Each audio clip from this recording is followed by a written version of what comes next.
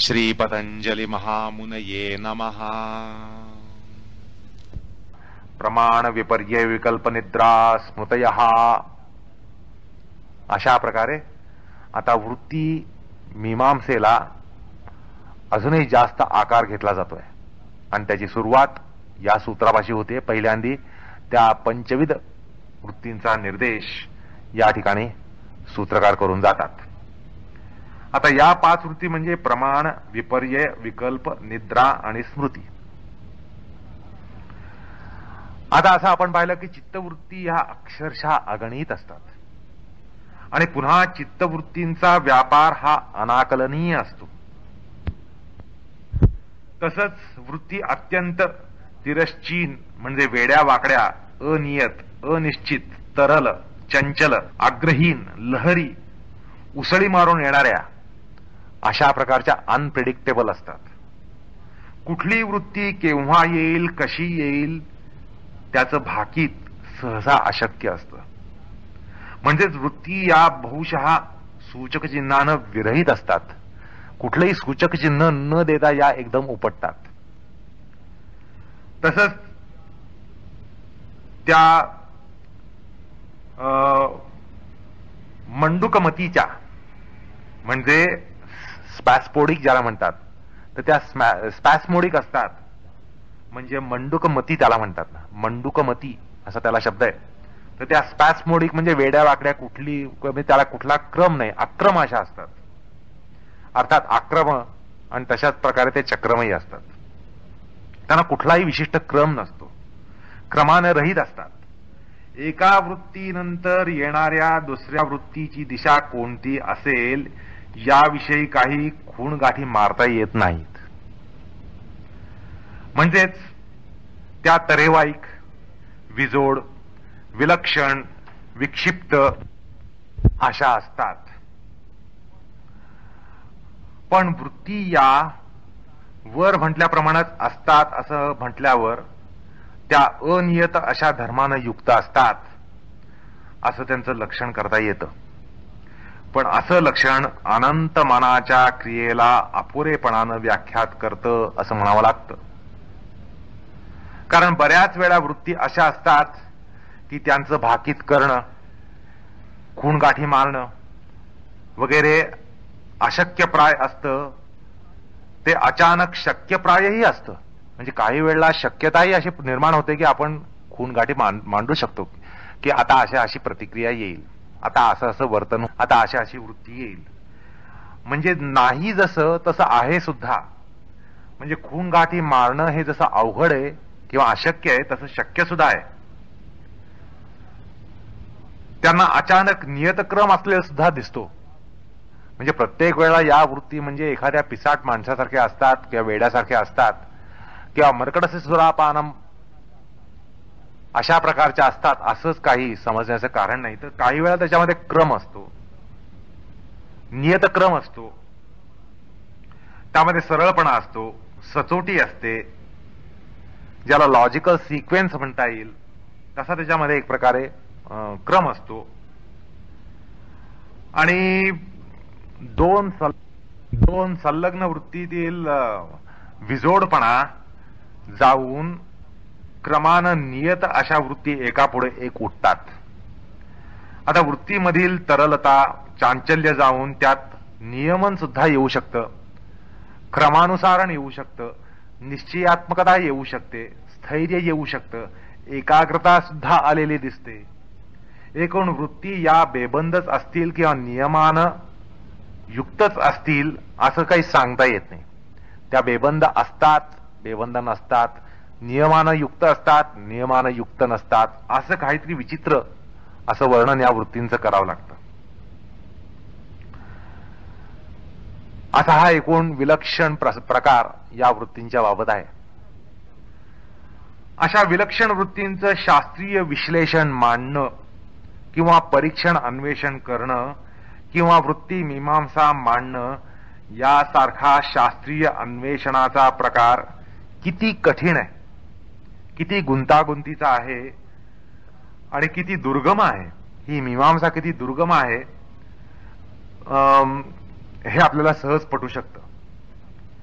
अर्थात अनंत अशा मनाला निस्सीम सीमेची त्याची मोजणी करणं, त्याची जी निस्सीम सीमा आहे त्याची मोजणी करणं, मापणी करणं, मोजणी मापणी करणं, परीक्षण अन्वेषण करणं, या योगशास्त्रात अगदी विलक्षण अशा परिपूर्णतेनं, समग्रपणे आणि सकलतेनं, अशेष निश्शेषपणं, अन्यूनतेनं, चतुरस्त्रतेनं, अगदी मोजक्या शब्दात पण बोधगम्य भाषेत केलेलं आहे. आता म्हणजे वृत्तींचा आतापर्यंत तुम्हाला जी ही पूर्वपीठिका दिली की त्या अशाही आहेत आणि तशा नाही आहेत. जशा नाहीत असं म्हणतो तशा त्या असू शकतात, आणि जशा असतात असं म्हणतो तसं नसू शकतात, असा विलक्षण प्रकार या वृत्तीमध्ये आहे.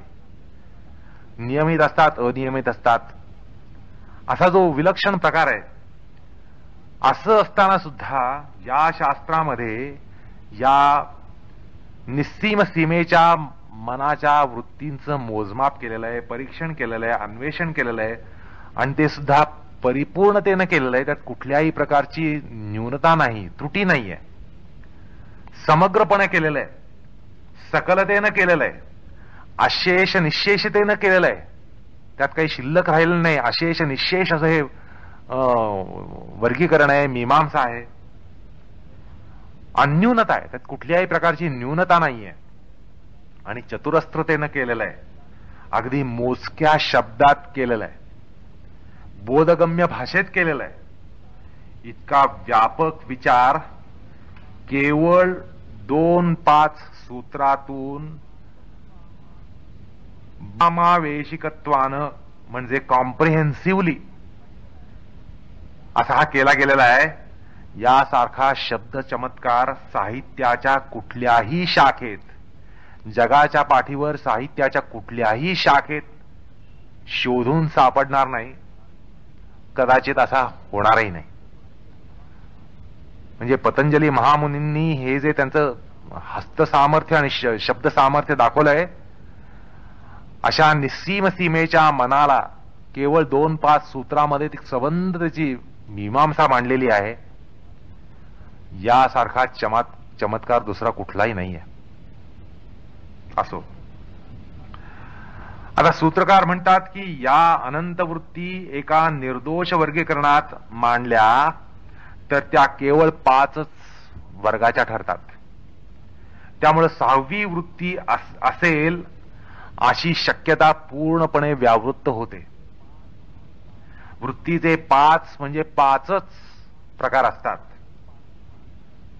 आणि ते 5 प्रकार या सूत्रातून ते सांगतात: प्रमाण, विपर्यय, विकल्प, निद्रा, स्मृती.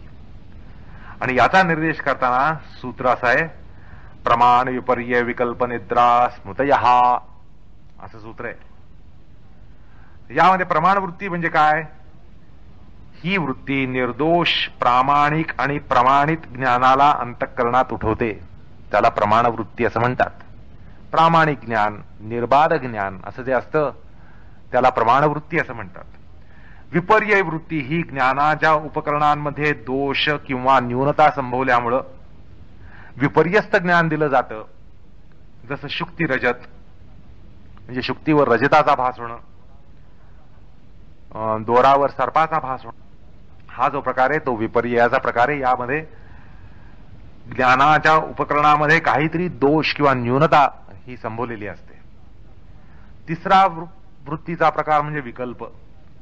वस्तुशून्य अशा विषयाच्या नाममात्रतेनं केवळ उल्लेख ऐकल्यामुळं जी वृत्ती निर्माण होते तो विकल्प होय. जसं चैत्र हा वंध्यासुत आहे, चैत्र हा वंध्येचा पुत्र आहे असं म्हटल्यानंतर वंध्येला पुत्र संभवत नाही ही वास्तविकता माहीत असून सुद्धा एक प्रकारे चित्तामध्ये वलय निर्माण होतं, तो विकल्प हा प्रकार.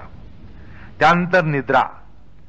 अभावात्मक अवस्थेला जेव्हा चित्त आलंबन घेतं, जशी सुषुप्ती, मूर्छा, बेशुद्धी, दिवास्वप्न, या सगळ्या वृत्ती निद्रा या वर्गात मोडतात. आणि स्मृती म्हणजे वरील 4ही प्रकारच्या ज्या वृत्ती आहेत त्या देशांतरी कालांतरी त्यांचं स्मरण होणं, त्याला स्मृती असं म्हटलंय. आता या 5 प्रकारच्या वृत्तींखेरीज 6व्या वृत्तीचा प्रकार नसतो असा योग सिद्धांत आहे, आणि हा अत्यंत निर्दोष आहे. आणि असं स्पष्ट वक्तव्य या ठिकाणी आहे. कुठल्याही प्रकारची संदिग्धता या ठिकाणी स्वीकारलेली नाहीये. निसंदिग्धपणे स्पष्टपणे असं म्हटलेलं आहे की या अनंत वृत्ती केवळ 5 वर्गाच्या असतात. आणि म्हणूनच वाचस्पती मिश्र तत्व वैशारदेमध्ये म्हणतात, एतावत्य एव वृत्तियो न अपरासंती इति दर्शितम भवती. तात्पर्य असं की वृत्तीच्या वर्गांसंबंधी सूत्रकार पंचतय्यः अशी पदयोजना करून ते 5च वर्ग असल्याचे सांगतात, आणि त्यापेक्षा वेगळी वृत्ती नसते असं दाखवून देतात. हे वर्गात्मक वर्गीकरण मनोविज्ञानत आहे, आणि हे आपण गतसूत्राच्या प्रसंगात आपण पाहिलं. आता वृत्ती अगणित असल्या तरी त्या प्रमाणादी वर्गातच वर्गीकृत होत असतात, आणि त्यामुळे त्या एकतर प्रमाणादी वर्गाच्या असतात किंवा एकाधिक वृत्तींच्या समाहारानं म्हणजे एकीकरणानं होत असतात, असं या ठिकाणी आपण समजलं पाहिजे. आता 5 वृत्तींमध्ये स्वप्न वृत्तीचा अंतर्भाव का नाही असा एक सर्वसामान्यपणे समज होतो. कारण असं आहे की स्वप्नवृत्ती ही एवढी व्यापक आहे, आपल्या जीवनामध्ये एवढी व्याप्ती आहे त्याची स्वप्नाची. कारण दिवसातले आपले 8-9 तास हे झोपेत जातात, आणि झोपेमध्ये आपल्याला स्वप्न पडतं. दिवा स्वप्नाचा प्रकारही असतो. तर हा स्वप्नवृत्तीचा अंतर्भाव या ठिकाणी का नाही अशी सर्वसामान्यपणे पृच्छा केली जाते, आणि याचा अंतर्भाव नाही असा समजही करून घेतला जातो. स्वप्नवृत्ती ही 6वी वृत्ती का गणली गेली नाही असंही एक जिज्ञासा वजा विचारलं जातं. आणि हा पण स्वप्न ही वृत्ती 6वी वृत्ती नाही किंवा 5 वृत्तीपेक्षा अपरवृत्ती का नाही याचं विश्लेषण करून आपल्याला पक्क करता येतं, आणि तो प्रकार आता आपण करूया. या विश्लेषणाचे 2 वर्ग आहेत. एक प्राथमिक ठोकळ विश्लेषण, तर दुसरं प्रगत विश्लेषण. पहिलं विश्लेषण जे आहे ते प्राथमिक विश्लेषण आहे, आणि दुसरं विश्लेषण आहे ते प्रगत विश्लेषण आहे. तर आपण सर्वप्रथम प्राथमिक विश्लेषणाद्वारा बोधन करून घेऊया की स्वप्नवृत्ती ही 6वी वृत्ती का नाही आणि ती 5 वृत्तीमध्ये कशी काय अंतर्भावित होते. आता स्वप्न ही वृत्ती विपर्यय, विकल्प, स्मृती यापेक्षा काही वेगळी नसते, किंवा प्रमाण आणि स्मृती यांच्या समाहारानं अर्धसुषुप्तीत त्यांचा विकार संभवतो. एखाद्या स्वप्नाला प्रमाणभूत पूर्वज्ञानाचा म्हणजे ऐंद्रियक अनुभवाचा, विपर्याचा, विकल्पाचा, निद्रेचा, स्मृतीचा लवलेश नाही अशा स्वप्नाची कल्पना सुद्धा करता येत नाही. अर्थात स्वप्न ही वृत्ती प्रमाण, विपर्य, निद्रा, स्मृती यापेक्षा अत्यंत भिन्न अशी वृत्ती असते असं म्हणताच येत नाही. अर्थात स्वप्न ही वृत्ती अत्रोक्त वृत्ती पंचकामध्ये व्याप्त असते असं स्पष्टच दिसतं. म्हणजे या पंचवृत्तींच्या पलीकडे स्वप्नाचा विषय कधी नसतो, आणि त्यामुळे या 5 वृत्तीमध्ये स्वप्नवृत्ती ही व्याप्त आहे असं या ठिकाणी आपल्याला दिसतं. त्यामुळे स्वप्नवृत्तीला 6वी वृत्ती मानण्याचं कारण नसतं. आता या विश्लेषणाला प्राथमिक विश्लेषण म्हणण्याचं कारण यामध्ये काही त्रुटी संभवतात. आपल्याला एकूण मनोव्यापारांमध्ये स्वप्न व्यापाराचा भाग हा फारच मोठा असतो. तरल निद्रेमध्ये स्वप्ने किंवा दिवा स्वप्ने या प्रकारानं आपलं चित्त बऱ्याच अंशानं व्यापृत असतं, व्याप्त असतं. म्हणजे स्वप्नाने आपलं चित्त बऱ्याच अंशी व्याप्त असतं. त्यामुळे त्याचा निर्देश वृत्ती व्यापार मीमांसेमध्ये न करणं आणि त्याला गौण स्थान देणं हे योग्य नसतं.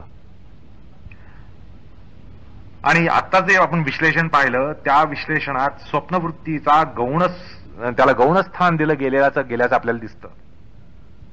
स्पष्टच होतं. तसंच स्वप्न ही वृत्ती मनोविज्ञानत प्रमाण, विपर्यय, विकल्प, निद्रा, स्मृती यामध्येच परिगणित असल्यानं त्याचा वेगळा निर्देश आवश्यक नसतो. हा पक्ष थोडा दुबळाच ठरतो. कारण स्मृती ही वृत्ती सुद्धा प्रमाणादी वृत्तीचं अनुसरणच करते. अर्थात प्रमाणादी वृत्तीभूत विषयांचं स्मरण मात्र अशी ती स्मृती असल्यानं त्या स्मृतीला स्वतंत्र वृत्ती गणण्यामागे दोष संभवतो.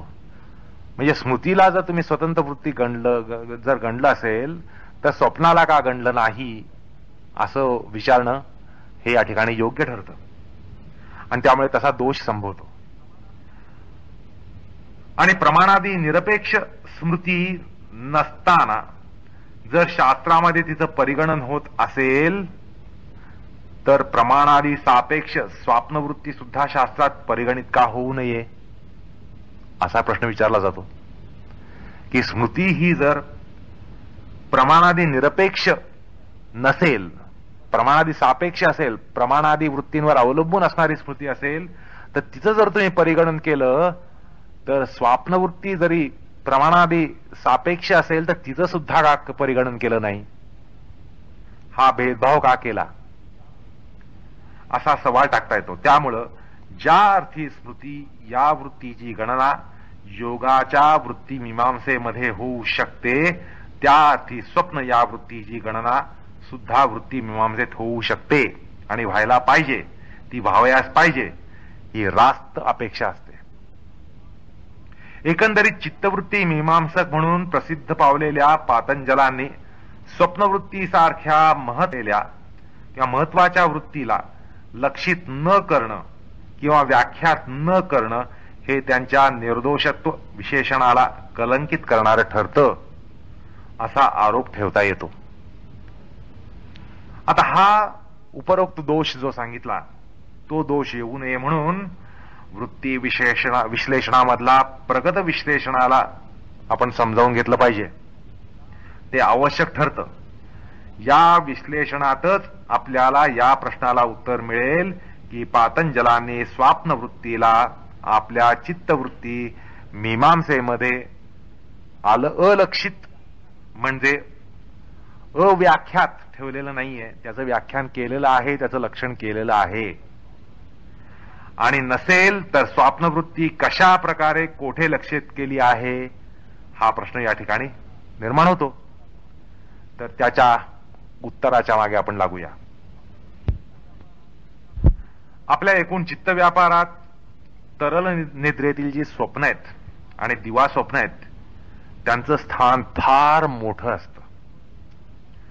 त्यामुळे त्यांना गौणत्व देणं किंवा त्याला व्याख्यात न करणं असा प्रमाद चित्तवृत्ती शास्त्र्यांकडून किंवा अव्वल दर्जाच्या चित्तवृत्ती मीमांसकांकडून होणं शक्य नसतं. पतंजली प्रभृती दर्शनकारांमध्ये गणिती काटेकोरपणा ज्याला मॅथमॅटिकल प्रिसिशन म्हणतात तो असल्यानं असला प्रमाद किंवा कसलाही प्रमाद खरं म्हणजे अक्षम्य असतो आणि तो संभवतही नाही, तसं संभवू शकत नाही.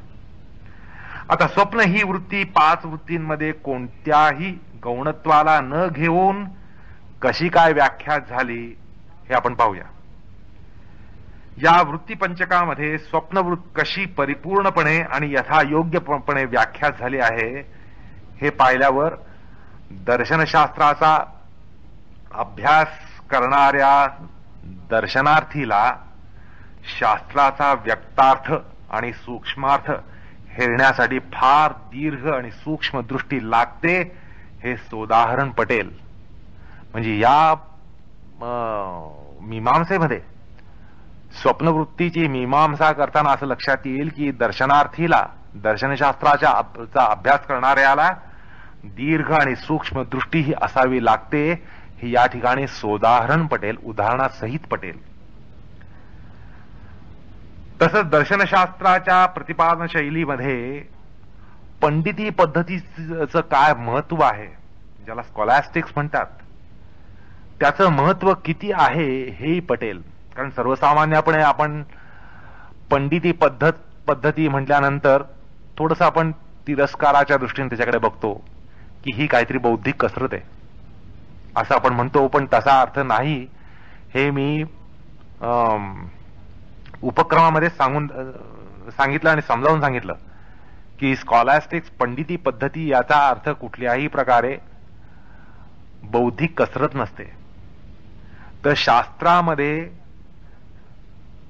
इम्प्लाइड ऍस्पेक्ट ज्याला म्हणतात हा वठवण्यासाठी स्कॉलॅस्टिकचा प्रकार हाताळावा लागतो, पंडिती पद्धतीचा प्रकार हाताळावा लागतो. त्यामुळे केवळ सूत्राच्या शब्दांवरनं आपली नजर फिरवणं आणि कोशाच्या साह्यानं त्याचा अर्थ करणं ही पंडिती पद्धती नाहीये. पंडिती पद्धतीमध्ये सूत्रामध्ये जे काही सूक्ष्म भाग असतील त्या भागांचं निर्देशनही व्हावं लागतं आणि त्यासाठी ही पंडिती पद्धती ही स्वीकारावी लागते. म्हणजे थोडक्यात खूप सांगता येतं, थोडक्यात अचूकपणे सांगता येतं, तर त्याला पंडिती पद्धती म्हणतात. आणि या ठिकाणी आपल्याला ते लक्षात येईल की पंडिती पद्धती किती अत्युत्तमपणे वटलेली आहे. असो, आता स्वप्न या वृत्तीचा विचार करण्यासाठी आपल्याला या ठिकाणी निद्रावृत्तीपर जे सूत्र आहे, निद्रावृत्तीवर जे सूत्र आहे त्याचं विश्लेषण मांडावं लागेल. आता निद्रावृत्तीवरील जे सूत्र आहे ते म्हणतं अभाव प्रत्ययालंबना वृत्ती ही निद्रा. या सूत्राचा वरवर विचार करताना अभाव प्रत्यय आणि निद्रा या दोन पदांवर अनुसंधानाचं केंद्राकर्षण होऊन आपण असा अर्थ करतो की ज्यात प्रत्ययांचा अभाव आहे ती निद्रा होय, म्हणजेच गाढ झोप होय. पुन्हा निद्रा या पदानं सुषुप्तीशी ऐक्य साधून आपण या सूत्राचं तात्पर्य जागृत स्वप्न विरहित अशा अवस्थेतलं चित्त असं करतो आणि इथेच आपल्याला विश्लेषणाचं कर्तव्य संपलं असं वाटतं. अर्थात हा एक चकवा आहे. जर या सूत्राचं तात्पर्य जागृत स्वप्न विरहितावस्थेवर असतं तर सूत्रकारांना सोप्या शब्दात जागृत स्वप्न विरहित अविरल सुषुप्ती ही निद्रा असं काहीतरी सोप्या शब्दात म्हणता आलं असतं की. असे बोजड शब्द घेऊन द्राविडी प्राणायाम करून सुषुप्तीसारख्या वृत्तीचं लक्षण का करायला पाहिजे. पण सूत्रकार जाडजूड शब्द, व्यापक शब्द योजना करतात. ती काही पांडित्य प्रदर्शनाची खुमखुमी म्हणून नाही, तर निर्दोष मीमांसा मांडण्यासाठी तशी जाडजूड शब्द योजना करतात. ते या ठिकाणी अभाव प्रत्यय आलंबन असं म्हणतात. या ठिकाणी प्रत्यय म्हणजे प्रत्यय नाही, प्रत्यय म्हणजे आधार असा या पदाचा अर्थ आहे, किंवा आश्रय. म्हणजे सूत्रार्थ असा की जेव्हा अभाव ज्याचं कारण आहे त्याचा जेव्हा चित्त आधार घेत ती वृत्ती निद्रा होय.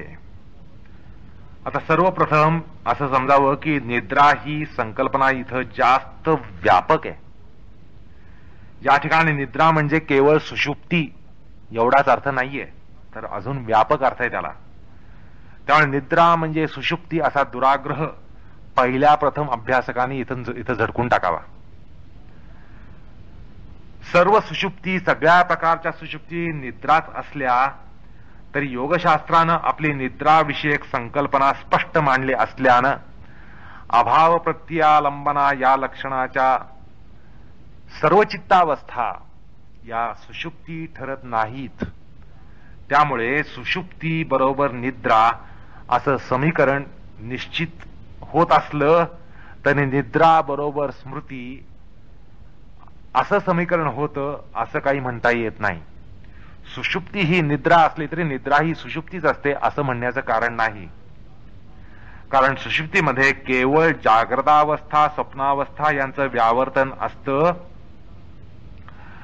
आणि एकंदरीत निद्रावृत्ती पर हे सूत्र सुषुप्तीपरकच आहे हा दुराग्रह दर्शनार्थीनं या ठिकाणी सोडून द्यायला पाहिजे. आजची जर उपपत्ती हवे असेल तर निद्रापर सूत्राचं डोळसपणे आणि पूर्वग्रह दूषित बुद्धीशिवाय परीक्षण करावं. आता निद्राविषयक सूत्रामध्ये ज्या वृत्ती व्याप्त आहेत त्या म्हणजे सुषुप्ती, दिवास्वप्न, स्वप्न, मूर्छा, बेशुद्धी. आता अभावच ज्यांचं कारण आहे म्हणजे प्रत्यय आहे त्यांचं आलंबन हे चित्त सुषुप्तीमध्ये किंवा गाढ झोपेमध्ये घेतं. तशी ती सुषुप्ती ही त्यामुळे निद्राच ठरते हे स्पष्ट आहे. आता स्वप्नामध्ये सुद्धा अभाव ज्याचं कारण आहे त्याचंच आलंबन कसं चित्ताला असतं हे आपल्याला या ठिकाणी पाहायला पाहिजे. म्हणजे स्वप्नवृत्ती सुद्धा निद्रावृत्ती ठरेल. आपण जेव्हा स्वप्नामध्ये हत्ती पाहतो तो कोठे पाहतो तर आपल्या बाहेर नव्हे तर आपल्या आतमध्ये पाहतो. तांत्रिक शब्दात सांगायचं म्हणजे हृदयातील पुरीतत किंवा पेरिकार्डियम या नाडीमध्ये पाहतो असं क्रमशः आपली उपनिषद आणि पाश्चात्य मज्जा विज्ञान सांगतं. म्हणजे ज्या हत्तीचा म्हणजे स्वप्न विषयाचा आपल्या आतमध्ये अभाव आहे, आपल्या आतमध्ये काही हत्ती नाहीये, त्याचा अभाव आहे, पण त्याचंच आलंबन चित्त हे घेत असतं. हा स्वप्न चमत्कार त्या ठिकाणी घडत असतो. जसा स्वप्नामध्ये अभावाच्या कारणाचा आधार घेतला जातो तसाच मूर्छा, बेशुद्धी, गाढ झोप या अवस्थेत सुद्धा घेतला जातो. त्यामुळे कोणतंही स्वप्न पडू शकतं असा जरी सर्वसामान्य लोकसमज असला तरी पतंजलींच्या निर्देश व्याख्येमुळे काही स्वप्न ही व्यावृत्त होतात. काही स्वप्न अशी आहेत की ती केव्हाही कोठेही कोणालाही पडू शकत नाहीत, अगदी अपवादानं सुद्धा नाहीत. जसा भौतिकीनुसार वायू परमाणूला किंवा अगदी वायूला अपवाद म्हणून सुद्धा वर्ण असत नाही, तसंच स्वप्नाला निरपवाद अविषय असतात असे काही या ठिकाणी आपण समजलं पाहिजे. आता आपण हे पाहूया स्वप्नाला हे अविषयी कोणते, आपल्याला कधीही कदापिही केव्हाही कुठेही पडणार नाहीत अशी स्वप्न कुठली ही आपण या ठिकाणी पाहूया. म्हणजे असा की आपण गाढ झोपलो आहोत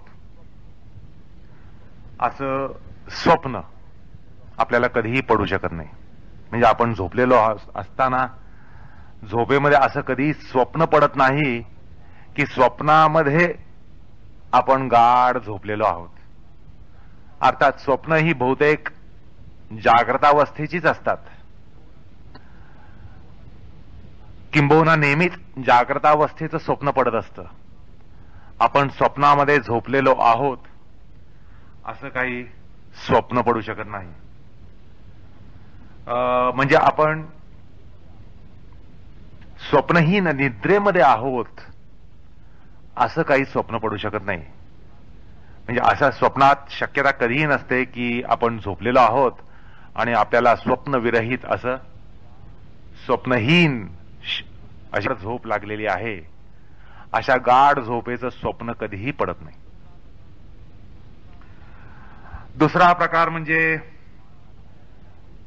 आपल्या डोक्याला काहीतरी मार लागला आहे आणि आपण बेशुद्ध पडलेलो आहोत किंवा कुठल्याही कारणाने आपण बेशुद्ध पडलेलो आहोत, मूर्छावस्थेत आहोत आणि आपल्याला काहीच कळत नाहीये, कुठल्याही प्रकारची आपल्याला संवेदना होत नाही, आपल्याला काहीच कळत नाही असंही स्वप्न पडू शकत नाही. म्हणजे स्वप्नात असं कधी संभवणार नाही की आपण कुठेतरी चालतो आहोत आणि आपल्या डोक्यावर मार लागलाय, काहीतरी मार लागलाय, आपण पडलो आणि बेशुद्ध पडलोत आणि आपल्याला काहीही कळत नाहीये. अशा प्रकारचं स्वप्न सुद्धा संभवू शकत नाही. तसंच आपण आपल्या शय्येवर बहुडलेलो असताना, झोपलेलो असताना आपल्याला एक स्वप्न पडत आहे आणि त्या स्वप्नामध्ये आपल्याला परगावचा मित्र कोणी भेटत आहे. अशा प्रकारे स्वप्नांतर्गत स्वप्नाचा प्रकारही संभवत नाही. आलं का लक्षात? म्हणजे आपण झोपलेलो आहोत, झोपेमध्ये आपल्याला स्वप्न पडतंय आणि ते स्वप्न असं पडतंय की आपण झोपलेलं असून आपल्याला स्वप्नामध्ये काहीतरी होत आहे, स्वप्नामध्ये काहीतरी घटना घडतीये. अशा प्रकारे स्वप्नांतर्गत स्वप्न हा प्रकार सुद्धा संभवू शकत नाही. आता हे जे प्रकार आहेत, आता या ठिकाणी स्वप्न असंभाव्यमान का, असा हा प्रश्न या ठिकाणी स्वाभाविक पडतो की अशा प्रकारची स्वप्न का पडू नयेत, का पडत नाहीत, का पडणार नाहीत. तर स्वप्न, मूर्छा, बेशुद्धावस्था आणि गाढ अशी झोप, या सर्व अवस्थेमध्ये, या सगळ्या अवस्थेमध्ये अभाव प्रत्यालंबना अशा प्रकारची वृत्ती आहे. अर्थात अभाव प्रत्ययाचं आलंबन या ठिकाणी घेतलं जातं. त्यामुळे स्वप्नामध्ये स्वप्न पाहणं किंवा स्वप्नामध्ये बेशुद्ध होणं किंवा स्वप्नामध्ये मूर्छित होणं किंवा स्वप्नामध्ये गाढ झोपलेलं असणं, हा प्रकार कसा असेल तर अभावामध्ये अभाव असा हा प्रकार ठरतो. पण असा प्रकार कुठेही संभवू शकत नाही. अगदी भौतिकी शास्त्र आपल्याला स्पष्टपणे सांगतात की अभावामध्ये अभाव कधीही संभवू शकत नाही. अभावाचा अभाव होईल पण अभावामध्ये अभाव कधीही संभवू शकणार नाही. म्हणजे काय तर थोडक्यात म्हणजे there can not be void in void or vacuum in vacuum. निर्वात पोकळीमध्ये निर्वात पोकळी संभवू शकत नाही. आलं का लक्षात? असा हा भौतिकी सिद्धांत आणि बुद्धीला पटणारा सिद्धांत आहे. आणि या ठिकाणी निद्रा या वृत्तीचं लक्षण अशा विशिष्ट शब्दामध्ये केलं असल्यामुळं या ठिकाणी असं आपल्याला लक्षात येतं की स्वप्नामध्ये स्वप्न, स्वप्नामध्ये बेशुद्धी, स्वप्नामध्ये गाढ निद्रा, हे प्रकार अभावामध्ये अभाव अशा प्रकारचे असंभवनीय, तसेच निर्वात पोकळीमध्ये निर्वात पोकळी अशा प्रकारचे असंभवनीय आहेत. आणि म्हणूनच निद्राविषयक व्याख्या आहे. त्या व्याख्येमुळे स्वप्नामध्ये स्वप्न, स्वप्नामध्ये निस्वप्न झोप, स्वप्नामध्ये मूर्छा, स्वप्नामध्ये बेशुद्धी का संभवू शकत नाही हे या ठिकाणी स्पष्ट होतं. तसंच अभाव प्रत्यालंबना वृत्ती असं निद्रेचं लक्षण करून तसं लक्षण ज्या स्वप्नावस्थेत असतं, मूर्छावस्थेत असतं, बेशुद्धावस्थेत असतं, त्या वृत्ती सुद्धा या सूत्रामध्ये फार काटेकोरपणे व्याख्यात केलेल्या आहेत, अंतर्निविष्ट केलेल्या आहेत आणि व्याख्यात केलेल्या आहेत असं आपल्याला या ठिकाणी लक्षात येतं. म्हणजे निद्रा म्हणजे केवळ निद्रा नाही, शब्दशः निद्रा नाही, तर निद्रा म्हणजे निद्रा, स्वप्न, बेशुद्धी, मूर्छा या सगळ्या अवस्था आणि दिवा स्वप्न या सगळ्या अवस्था त्यामध्ये अंतर्निविष्ट आहेत असं या ठिकाणी आपल्याला दिसतं. त्यामुळे या ठिकाणी निद्राविषयक काही संकेत आहेत. ते संकेत आपल्याला समजून घेतल्यास या सूत्रामध्ये आणि मृत्यू मीमांसेमध्ये किती व्यापकता आहे हे समजतं. आता हे संकेत असे आहेत की निद्रा म्हणजे सुषुप्ती असा संकुचित अर्थ या सूत्रात करू नये, हा पहिला संकेत. निद्रा म्हणजे केवळ सुषुप्ती, केवळ झोप असा अर्थ करू नये, हा पहिला संकेत आहे. दुसरा संकेत असा की निद्रा या योगशास्त्रीय परिभाषेत स्वप्न, मूर्छा, दिवा स्वप्न, बेशुद्धी यांचा सुद्धा अंतर्भाव आहे. असो, आता योग भाष्यावर जरी आपण एक स्थूल दृष्टी टाकली तर निद्रा या वृत्तीचं तात्पर्य स्वप्नहीन शांत झोपेपरच नाहीये. म्हणजे केवळ स्वप्नविरहित सुषुप्तीपरकच हे सूत्र नाहीये असं आपल्याला व्यासभाषावर एक जरी स्थूल दृष्टी टाकली तरी आपल्याला लक्षात येतं आणि ते स्पष्ट होतं. आणि त्यामध्ये तर तरल निद्रा म्हणजे स्वप्नाने मलिन निद्रा आणि गाढ गूढ मूर्छावत जड निद्रा यांचा स्पष्ट उल्लेख आहे. म्हणजे योगभाषावर जर तुम्ही आपण नजर टाकली तर आपल्याला असं दिसतं की त्या ठिकाणी तरल निद्रा सांगितलेली आहे आणि तशी स्वप्नाने मलिन अशी निद्रा याचाही निर्देश केला गेलेला आहे. तसंच गाढ मूढ आणि मूर्छावत जड अशी जी निद्रा आहे तिचाही स्पष्ट उल्लेख त्या ठिकाणी आहे. त्यामुळं स्वप्नासारखा प्रधान चित्त व्यापार योगशास्त्राच्या वृत्तीमीमांसेत नाही अशी शंका किंवा असा आरोप करता येत नाही. या ठिकाणी हे स्पष्ट होतं. आता जागृतावस्थेमध्ये संभवणारा दिवा स्वप्नाचा जो प्रकार आहे ज्याला डे ड्रीमिंग म्हणतात, हा प्रकार सुद्धा अभाव प्रत्यालंबना वृत्ती अशा लक्षणानेच युक्त असतो असं थोडंसं परीक्षण केलं तर आपल्याला किंवा पृथक्करण केलं त्या अवस्थेचं तर आपल्याला ते लक्षात येतं. आणि माणसाचा बराच जीवनकाळ हा दिवा स्वप्नामध्ये व्यतीत होत असतो हे काही सांगायचं कारण नाही. म्हणजे वास्तविकतेपेक्षाही जास्त काळ या दिवा स्वप्नामध्ये माणूस रंगवत असतो.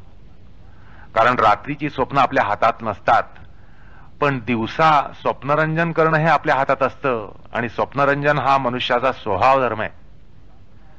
आणि त्यामुळे जागृतावस्थेतला काळ हा या दिवा स्वप्नात माणूस रंगवत असतो. तर त्यामुळे या दिवा स्वप्नाचा निर्देश सुद्धा या सूत्रामध्ये होऊन गेलेला आहे. त्यामुळे त्याला कुठल्याही प्रकारे गौणत्व दिलेलं नाही असं या ठिकाणी आपल्याला म्हणावं लागतं. अर्थात हे दिवा स्वप्न हा जो प्रकार आहे किंवा ही जी वृत्ती आहे ती त्याचं प्रमुख लक्षण जर पाहिलं तर ती सुद्धा अभाव प्रत्यालंबना वृत्ती असते असं आपल्याला म्हणावं लागतं. कारण दिवा स्वप्न या प्रकारात स्वप्नवत अभावाचंच आलंबन घेतलेलं असतं. आपण जर दुचाकी वाहनावरून जर जात असू किंवा दुचाकी चालवत असू तर आपण ज्याचा त्या काळामध्ये तत्कालीन असा जो अभाव आहे अशा चार चाकीचं स्वप्न रंगवत असतो. उन्हातून चाललोत आपण नेहमीच समजा दुचाकीवर चालतो, आपल्याजवळ चार चाकी नाहीये. उन्हा पावसातून कुठेही जायचा प्रसंग आला तर आपल्याला दुचाकीवरून जावं लागतं. म्हटल्यानंतर आपण दुचाकीवरून आपल्याला जाण्याशिवाय गत्यंतर नाही आणि आपण जात असतो म्हटल्यानंतर आपण चार चाकीचं स्वप्न त्या ठिकाणी बघत असतो आणि आपण त्या ठिकाणी दिवा स्वप्न तसं रंगवतो. आता चार चाकी वाहन चालवत आहोत अशाही काही वेळेला स्वप्नामध्ये आपण चालत असतो किंवा आपण चार चाकी वाहनात चाललो आहोत. अशा प्रकारचं स्वप्नरंजन आपण चालू ठेवत असतो.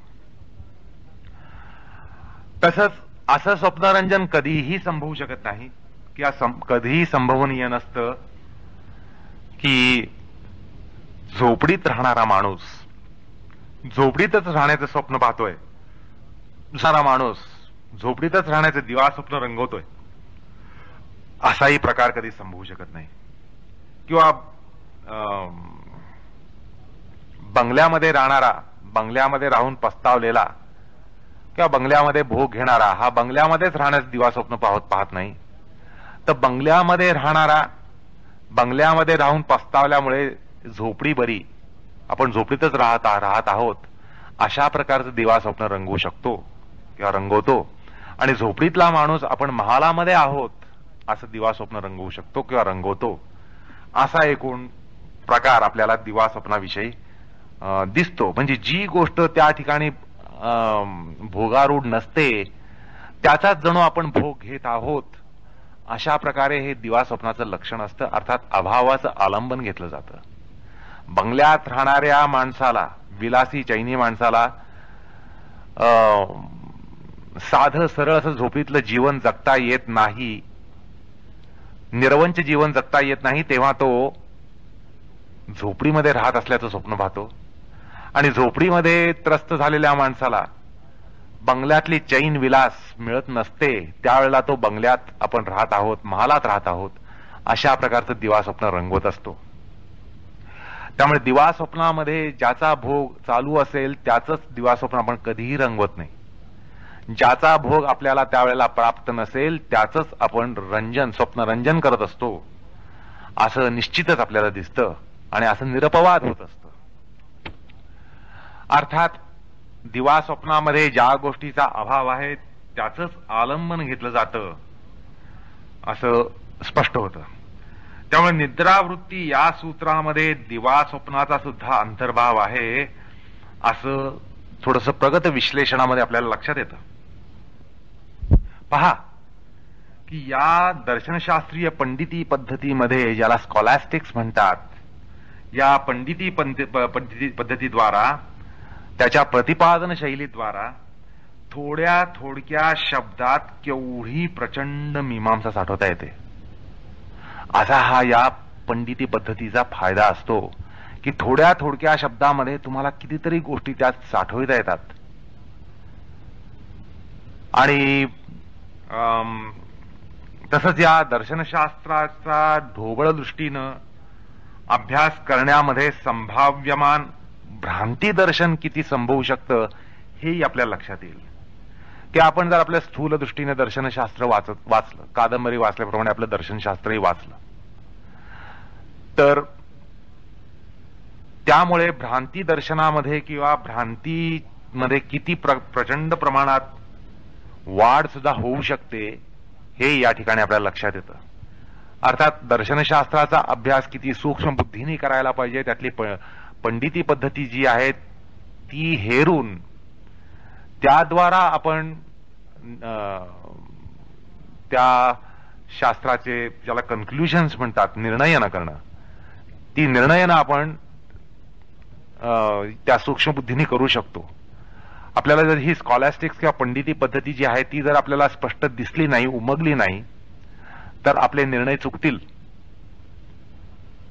आणि एवढंच नाही तर एखादी कथा कादंबरी वाचल्याप्रमाणे जर दर्शनशास्त्र आपण वाचू तर भ्रांती दर्शनाचा प्रकार किती संभवेल हेही आपल्या लक्षात येईल.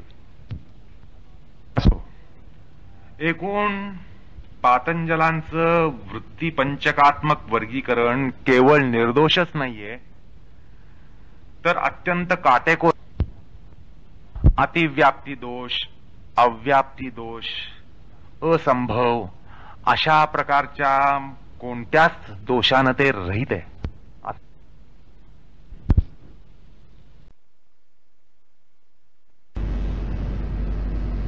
आपल्याला जर ही स्कॉलॅस्टिक्स किंवा पंडिती पद्धती जी आहे ती जर आपल्याला स्पष्ट दिसली नाही, उमगली नाही, तर आपले निर्णय चुकतील. आणि एवढंच नाही तर एखादी कथा कादंबरी वाचल्याप्रमाणे जर दर्शनशास्त्र आपण वाचू तर भ्रांती दर्शनाचा प्रकार किती संभवेल हेही आपल्या लक्षात येईल. एकूण पातंजलांचं वृत्तीत्मक वर्गीकरण केवळ निर्दोषच नाहीये, तर अत्यंत काटेकोर आहे. अतिव्याप्ती दोष, अव्याप्ती दोष, असंभव अशा प्रकारच्या कोणत्याच दोषानं ते रहित आहे. असल्या प्रकारचे कुठलेही दोष या दर्शनावर किंवा दर्शनातल्या प्रतिपादनांवर लागू शकत नाहीत, पडत नाहीत, असं आपल्याला ठामपणे म्हणता येतं. आता या सूत्राच्या संदर्भात आपल्याला वृत्तीविषयक विश्लेषणांतर म्हणजे दुसरा एक विश्लेषणाचा प्रकार हा सुद्धा पाहता येतो. आता तो असा की प्रमाण विपर्यय या दोन वृत्तींसाठी समोर हा एक विषय हवाच. समोर कुठलाही विषय नसताना प्रमाण संभवत नाही आणि विपर्यय सुद्धा संभवत नाही. विषय संपर्काशिवाय आपल्याला प्रमाण आणि विपर्यय या दोन वृत्ती काही संभवू शकत नाही. आणि या विषय संपर्कानं इंद्रिय आणि चित्त यांचा अन्योन्य व्यापार हा सुद्धा त्या ठिकाणी व्हावा लागतो. इंद्रिय आणि मन यांचा अन्योन्य एक व्यापार त्या ठिकाणी व्हावा लागतो. म्हणजे केवळ डोळ्यासमोर वस्तू आहे म्हणून त्या ठिकाणी ती दिसते असंही म्हणता येत नाही, किंवा डोळ्यासमोर वस्तू आहे म्हणून विपर्यय होतो असंही म्हणता येत नाही. तर त्या ठिकाणी इंद्रिय आणि मन यांच्यामध्ये एक प्रकारे अन्योन्य क्रिया ही व्हावी लागते. म्हणजे दोन गोष्टी या ठिकाणी महत्वाच्या लक्षात येतात की प्रमाण आणि विपर्यय या दोन वृत्ती विषय सापेक्ष आहेत. समोर विषय असल्याशिवाय या घडत नाहीत. बरं, केवळ विषय आला म्हणून भागलं का? तर नाही, तसंही नाही. विषय जरी समोर आला तरी इंद्रिय आणि मन यांच्यामध्ये एक अन्योन्य क्रिया त्या विषयाच्या संबंधाने व्हावी लागते, तरच या दोन वृत्ती संभवू शकतात. अन्यथा या दोन वृत्ती संभवू शकत नाहीत. आता विकल्प ही जी वृत्ती आहे किंवा स्मृती ही जी वृत्ती आहे, या दोन वृत्ती ज्या आहेत त्या दोन वृत्तींमध्ये बाह्येंद्रिय व्यापारापेक्षा अंतरेंद्रिय व्यापार फार महत्वाचा असतो. म्हणजे स्मृती येण्यासाठी डोळ्यांची गरज नसते, कानांची गरज नसते, बाह्येंद्रियांची गरज नसते. स्मृती आपल्याला बाह्य इंद्रिय निरपेक्ष अशी प्राप्त होऊ शकते. अर्थात बाह्येंद्रियापेक्षा अंतरेंद्रियाचा व्यापार मात्र महत्वाचा असतो. तसंच विकल्पाच्या बाबतीतही आहे. आणि त्या वृत्तींना साक्षात विषय सन्निकर्षाची आवश्यकता नसते. म्हणजे कुठलाही सन्निकर्ष, विषय सन्निकर्ष नसताना आपल्याला स्मृती वृत्ती उठू शकते आणि विकल्प वृत्ती सुद्धा उठू शकते.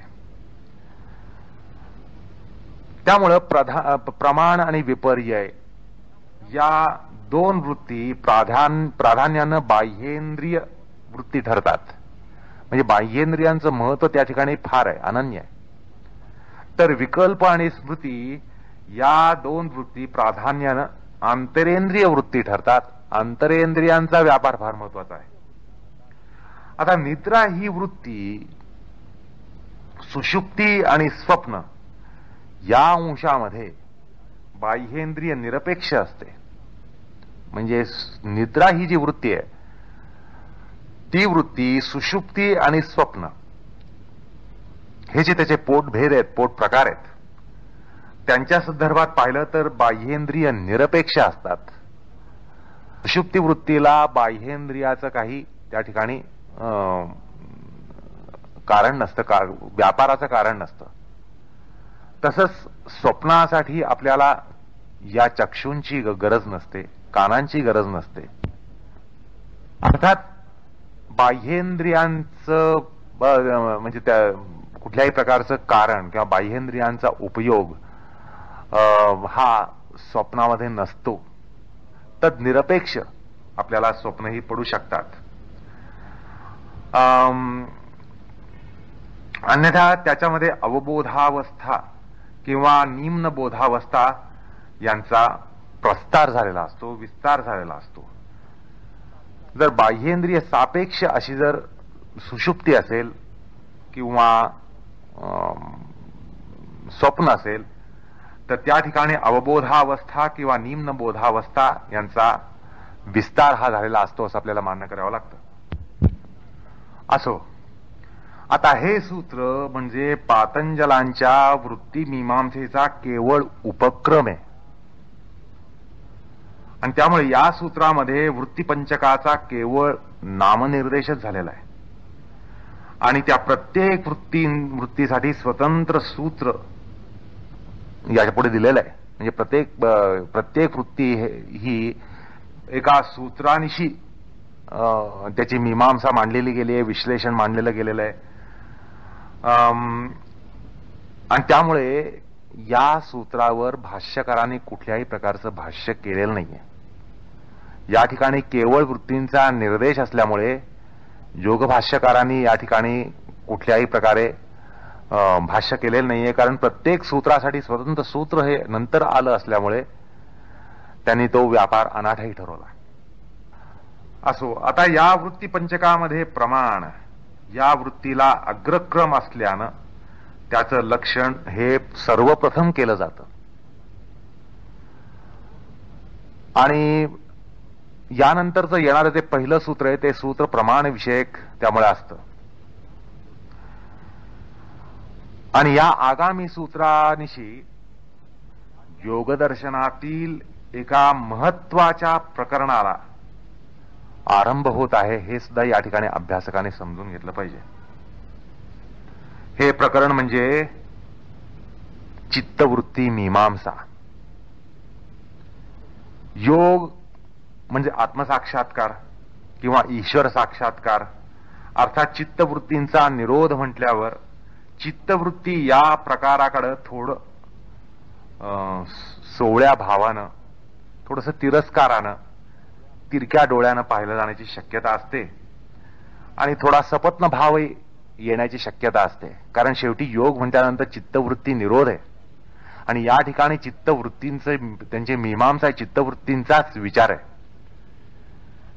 त्यामुळे ज्याचा निरोध करायचा आहे, ज्याला संपवायचा आहे, त्याचा विचार का, अशा प्रकारे एक ढोबळ तर्क या ठिकाणी निघू शकतो की नाही, येणं केणं प्रकारेनं आपल्याला ह्या वृत्तींवर अंकुश ठेवायचा, या वृत्तींना हाकलून द्यायचं, यांना हाकून द्यायचंय. मग यांचा विचार कशाला करायचा? आपण जीवन व्यवहारामध्ये असंच करत असतो की ज्या गोष्टी आपल्याला टाकून द्यायच्या आहेत, टाळायच्या आहेत, सोडायच्या आहेत, मग त्यांचा आपण विचार जास्त करत नाही, कारण शेवटी ती सोडून द्यायची.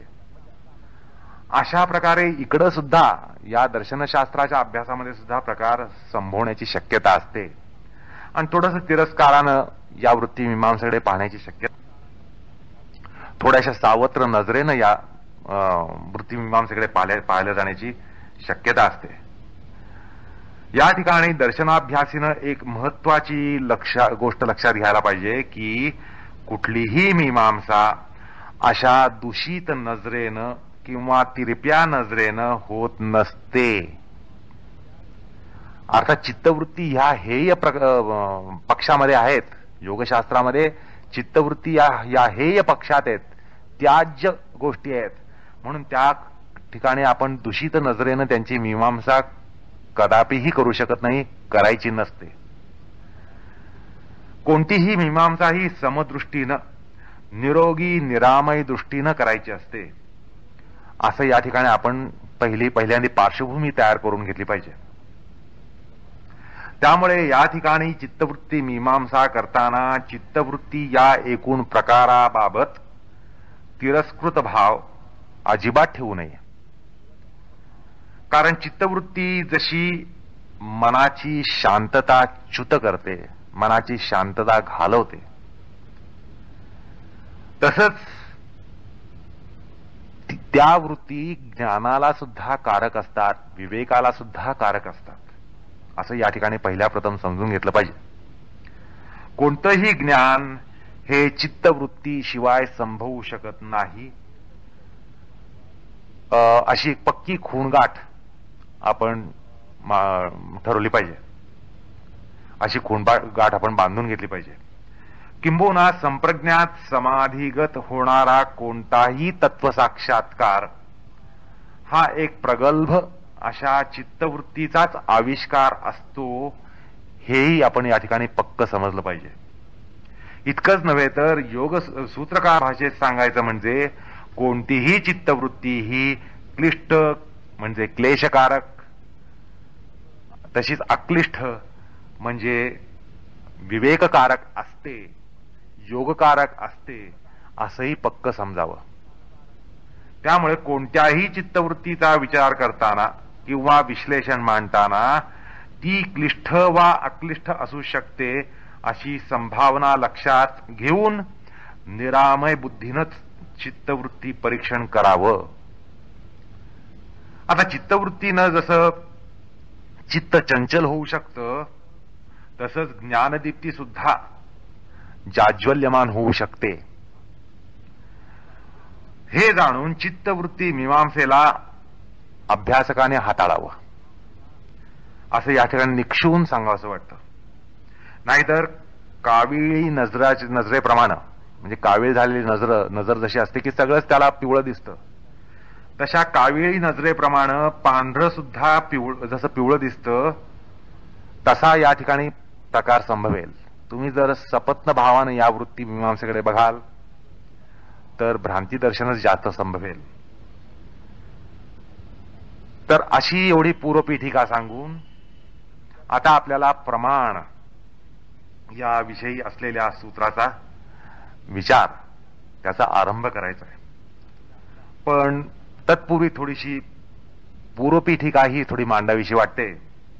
ती अशी की प्रमाण या संकल्पनेतूनच दर्शनशास्त्राची एक अत्यंत मौलिक अशी शाखा किंबहुना पाया उभा केलेला गेलाय.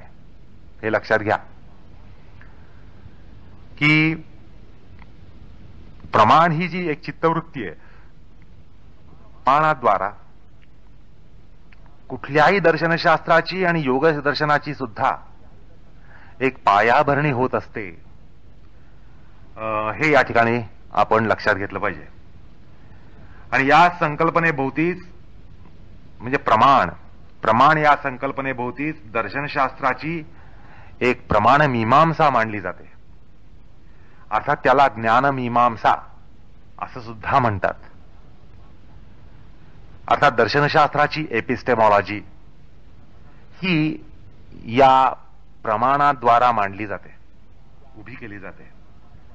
प्रमाणमीमांसा किंवा ज्ञानमीमांसा याचा अर्थ ज्ञान कशाचं व्हावं, ज्ञान कसं व्हावं, ज्ञानाची साधनं कोणती असावी, ज्ञानाची अभियंत्रणा कशी असावी, या अशा प्रश्नांचा सांगोपांग विचार या ठिकाणी केलेला असतो. म्हणजे केवळ चित्तवृत्ती म्हणून प्रमाणाचं या ठिकाणी अभ्यासन नाहीये. तर प्रमाण म्हटल्यानंतर या गोष्टींचा विचार त्या ठिकाणी केला जातो, कारण प्रमाण म्हटल्यानंतर ज्ञानमीमांसा आहे. त्यामुळे ज्ञान कशाचं व्हावं, कसं व्हावं, कुठल्या साधनांनिशी व्हावं, ज्ञानाची एकूण अभियंत्रणा कशी उभी केली जावी, या सगळ्या गोष्टींचा उहापोह या प्रमाणवृत्तीमध्ये होत असतो. आता प्रमाण या संकल्पनेचा दार्शनिक अर्थ पाहण्यापूर्वी त्याचा आपण प्राथमिक स्वरूपाचा थोडा ढोबळ आणि बाळबोध असा अर्थ पाहणं या ठिकाणी दर्शनशास्त्र अनभिज्ञ अशा वाचकाला आवश्यक ठरतं. ज्याचा दर्शनशास्त्राशी परिचय नाही त्यांनी ही बाळबोध अशी जी व्याख्या किंवा बाळबोध असं जे लक्षण आहे ते लक्षपूर्वकपणे ऐकावं. ज्या प्रक्रियेद्वारा किंवा अभियंत्रणेद्वारा आणि तसंच साधनांद्वारा प्रामाणिक अर्थात निर्बाध, कुठल्याही प्रकारची बाधा नसलेलं असं जे योग्य ज्ञान होतं, यथार्थ ज्ञान होतं, योग्य ज्ञान होतं, त्याला प्रमाण असं म्हणावं किंवा त्याला प्रमाण असं म्हटलं जातं. आता जे अप्रामाणिक, विपर्यस्त, बाध्यमान असं सदोष ज्ञान असेल ते सगळं अप्रमाण म्हणजे प्रमाण विरोधी, म्हणजे प्रमाण नाही अशा स्वरूपाचं असतं, असं मनाशी पक्क ठरवावं. आता दर्शनशास्त्रीय भाषेत सांगायचं म्हणजे ज्या चित्तव्यापारामुळे म्हणजे चित्तवृत्तीमुळे निर्बाध, निर्दोष, प्रामाणिक असं जे ज्ञान होतं त्या चित्तवृत्तीलाच प्रमाण वृत्ती असं म्हणतात. दर्शनशास्त्रामध्ये अशा निर्बाध, निर्दोष आणि प्रामाणिक ज्ञानाला प्रमा म्हणजे ग्नॉसिस अशी तांत्रिक परिभाषा आहे. त्याला प्रमा असं म्हणतात. म्हणजे निर्बाध ज्ञान जे आहे, प्रमाणित जे ज्ञान आहे, निर्दोष ज्ञान जे आहे, निर्बाध जे ज्ञान आहे त्याला प्रमा असं म्हटलं जातं. आणि हे प्रामाणिक ज्ञान म्हणजे जी प्रमा ही हा एक प्रकारचा पौरुषेय बोध असतो. आणि प्रमाण ही चित्तवृत्ती त्याला कारण असते. अशी प्रमा प्राप्त होण्यासाठी निर्बाध ज्ञानसाठी जी एक पौरुषेय वृत्ती असते त्यासाठी एक चित्तवृत्ती कारक असते आणि त्या चित्तवृत्तीला प्रमाण असं म्हटलं जातं. सांख्यशास्त्रामध्ये याविषयी असं म्हटलं आहे की पौरुषेय बोधरूपाम प्रमाम प्रति यत् साधकतमं तत् प्रमाणम. तसंच प्रमायाः करणम प्रमाणम अशा प्रकारे सांख्यशास्त्रामध्ये त्याचा निर्देश आहे. तसंच मीमांसा शास्त्रामध्ये प्रमाकरणम एव अत्र प्रमाणम असं म्हटलेलं आहे.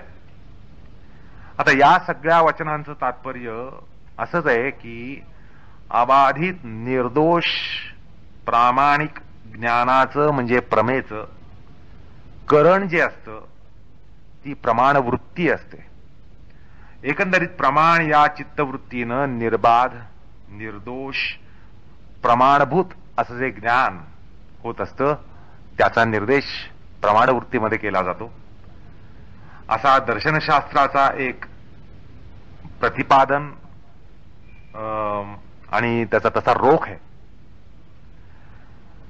असो, आता एवढी पूर्वपी टीका झाल्यानंतर आपण प्रमाण या वृत्तीकडे वळूया. सूतकार या प्रमाण वृत्तीचं लक्षण हे आगामी म्हणजे 7व्या सूत्रात करतात. तो भाग आपण आता पुढल्या वेळेला बघूया. कृष्णार्पणमस्तु.